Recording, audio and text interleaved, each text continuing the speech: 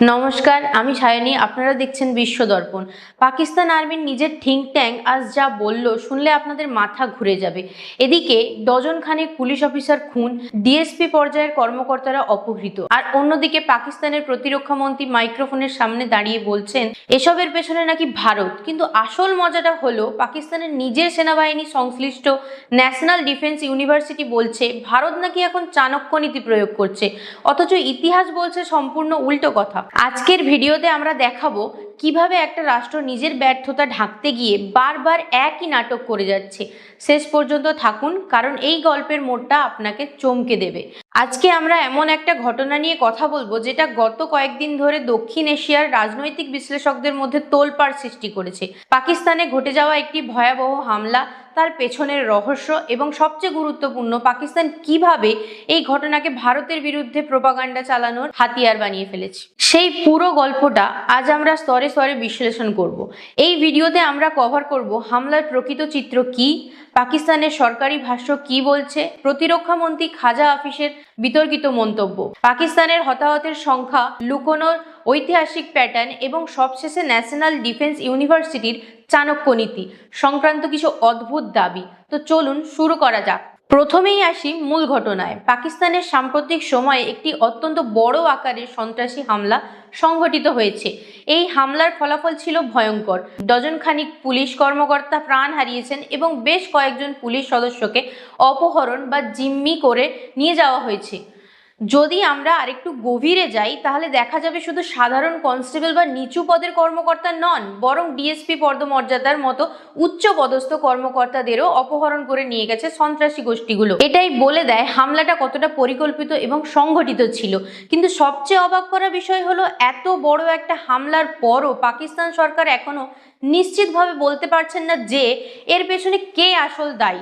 Balochistan liberation army অর্থাৎ BLA করেছেন, নাকি তেহরিক ই তালেবান পাকিস্তান অর্থাৎ টিটিপি করেছে, নাকি অন্য কোনো তৃতীয় সংগঠন এর পেছনে রয়েছে। এই প্রশ্নের কোনো স্পষ্ট উত্তর পাকিস্তান প্রশাসনের কাছে নেই। এটা নিজেরই একটা বড় প্রশ্ন তুলে দেয় পাকিস্তানের অভ্যন্তরীণ নিরাপত্তা ব্যবস্থা এবং গোয়েন্দা তথ্য সংগ্রহের সক্ষমতা নিয়ে। ভাবুন তো, একটা রাষ্ট্র যার হাজার হাজার গোয়েন্দা কর্মকর্তা রয়েছে, যাদের আছে বিশাল সামরিক বাহিনী, তারাও পরিষ্কারভাবে বলতে পারছে না কারা এই হামলাটা চালিয়েছে। এটা কি নিছক ব্যর্থতা, নাকি ইচ্ছাকৃত অস্পষ্টতা তৈরি করে কোনো অন্য এজেন্ডার বাস্তবায়নের চেষ্টা? আমরা একটু পরেই এই প্রশ্নের উত্তর খুঁজব। এবার আসি সবচেয়ে চমকপ্রদ অংশ, প্রকৃত হামলাকারী কে সেটা নিশ্চিত না হওয়া সত্ত্বেও পাকিস্তানের প্রতিরক্ষা মন্ত্রী খাজা হাফিজ সরাসরি মিডিয়ার সামনে এসে দাবি করে বসলেন যে এই ঘটনার পেছনে নাকি ভারতের হাত রয়েছে। কোনো প্রমাণ নেই, কোনো তদন্ত সম্পূর্ণ হয়নি, অথচ মন্ত্রী মহোদয় নিশ্চিত হয়ে গেলেন এটা ভারতের কাজ। এটা কি নতুন কিছু? মোটেও না। পাকিস্তানের রাজনৈতিক ইতিহাস ঘাঁটলে দেখা যাবে দেশের অভ্যন্তরে যে কোনো সমস্যা তৈরি হলেই, সেটা অর্থনৈতিক সংকট বা নিরাপত্তা সংকট, সবচেয়ে সহজ পথ হলো ভারতের দিকে আঙুল তুলে দেওয়া। এতে দুটো লাভ হয়। প্রথমত, নিজের ব্যর্থতা থেকে মনোযোগ সরানো যায়, আর দ্বিতীয়ত দেশের অভ্যন্তরে জাতীয়তাবাদী আবেগ উস্কে দিয়ে জনসমর্থন ধরে রাখা যায়। তবে খাজা হাফিজের এই মন্তব্যের পর ভারতীয় কর্মকর্তাদের প্রতিক্রিয়া কম আকর্ষণীয় নয়। ভারতীয় পক্ষ থেকে বলা হয়েছে খাজা হাফিজের মানসিক অবস্থা খুব একটা স্বাভাবিক নয় বা যুক্তিসঙ্গত নয় বলে মনে হয়।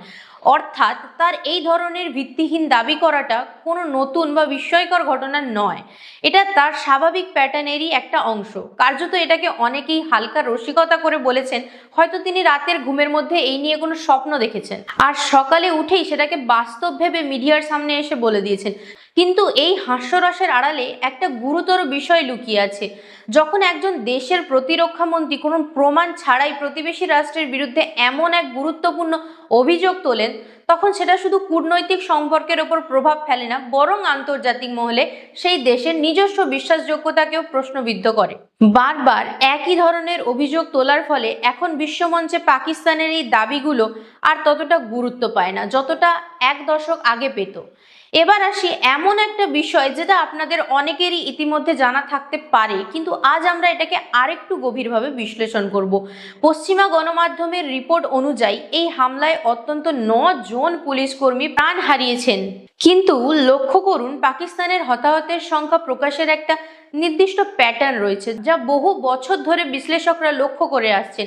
যে কোনো বড় হামলা বা সংঘর্ষের পর পাকিস্তানের সরকারি সংখ্যাটা সব সময় 9, 19 বা 29-এর কাছাকাছি গিয়ে আটকে যায়। কেন?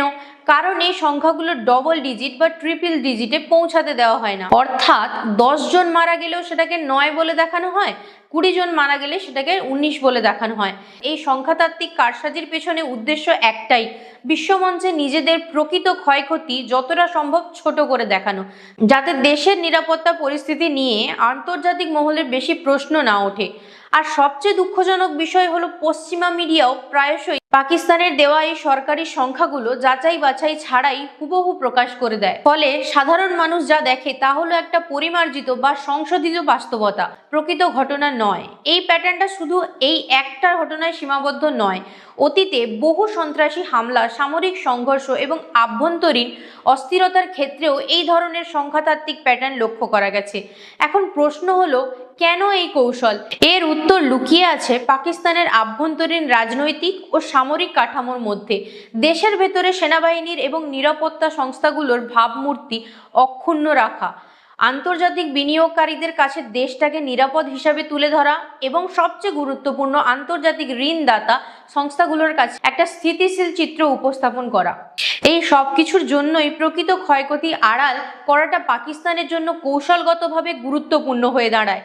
এবার আসি আজকের ভিডিওর সবচেয়ে আকর্ষণীয় এবং একই সাথে সবচেয়ে হাস্যকর অংশে। পুরো এই ঘটনার মধ্যে সবচেয়ে গুরুত্বপূর্ণ বিষয় হচ্ছে পাকিস্তানের নিজস্ব সরকারি থিঙ্ক ট্যাঙ্কের প্রতিক্রিয়া।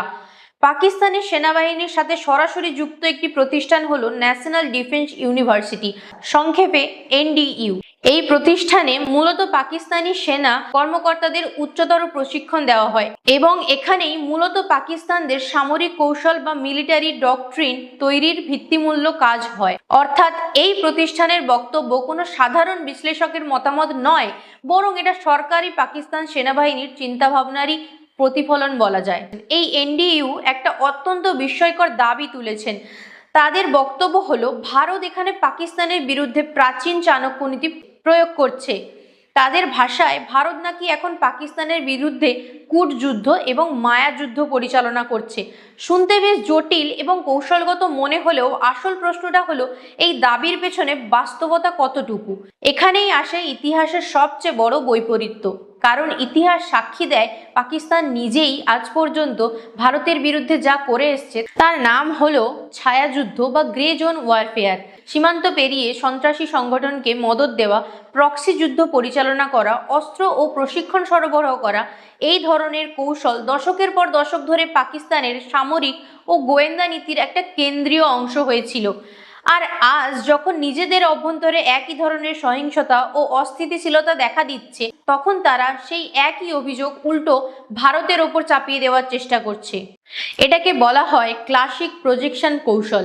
নিজের কৃতকর্মের দায় অন্যের ঘাড়ে চাপিয়ে দেওয়া হয়। যখন কোনো রাষ্ট্র নিজের ব্যর্থতা স্বীকার করতে চায় না, তখন সে একটা বহিরাগত শত্রু তৈরি করে নেয়, যাতে জনগণের ক্ষোভ এবং হতাশা সেই কাল্পনিক শত্রুর দিকে চলে যায়, নিজের সরকার বা সেনাবাহিনীর দিকে না গিয়ে। তবে এটা যখন একটা সরকারি সামরিক থিঙ্ক ট্যাঙ্ক থেকে আসে, তখন সেটার গুরুত্ব বা প্রভাব অনেক বেশি হয়ে যায়। এখন প্রশ্ন হলো, তাহলে আসল সত্যটা কোথায় পাওয়া যাবে? পশ্চিমা গণমাধ্যম এই ধরনের হামলাকে অবশ্যই গুরুত্বের সাথে কভার করেছে, কিন্তু পাকিস্তানের অভ্যন্তরীণ আসল বাস্তবতা তুলে ধরার সক্ষমতা মূলত রয়েছে সেখানকার স্থানীয় বা লোকাল মিডিয়ার কাছেই। বেলুচিস্তান থেকে আসা স্থানীয় সাংবাদিক এবং প্রতিবেদনগুলো প্রায়শই সরকারি বয়ানের চেয়ে অনেক বেশি সত্যনিষ্ঠ চিত্র তুলে ধরে। সমস্যা হলো, এই স্থানীয় মিডিয়া কর্মীরা প্রায়শই মারাত্মক ঝুঁকির মধ্যে কাজ করেন। বেলুচিস্তানের মতো অঞ্চলে সাংবাদিকতা করা মানেই একটা বিপজ্জনক পেশা, যেখানে সত্য প্রকাশ করতে গিয়ে অনেক সময় সাংবাদিকদের নিজেদের জীবনের ঝুঁকি নিতে হয়।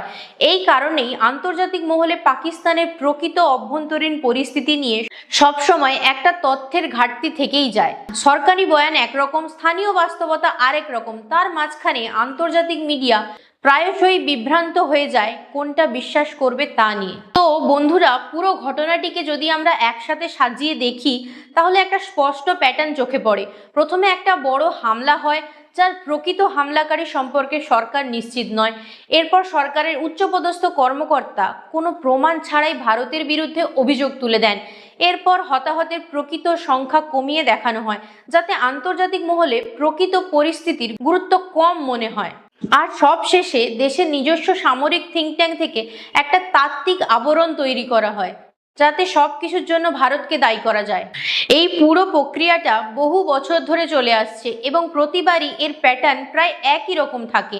তবে সবচেয়ে গুরুত্বপূর্ণ প্রশ্ন হলো, এই ধরনের বারবার একই কৌশল প্রয়োগের ফলে আন্তর্জাতিক মহলে পাকিস্তানের নিজস্ব বিশ্বাসযোগ্যতার কি অবস্থা দাঁড়াচ্ছে।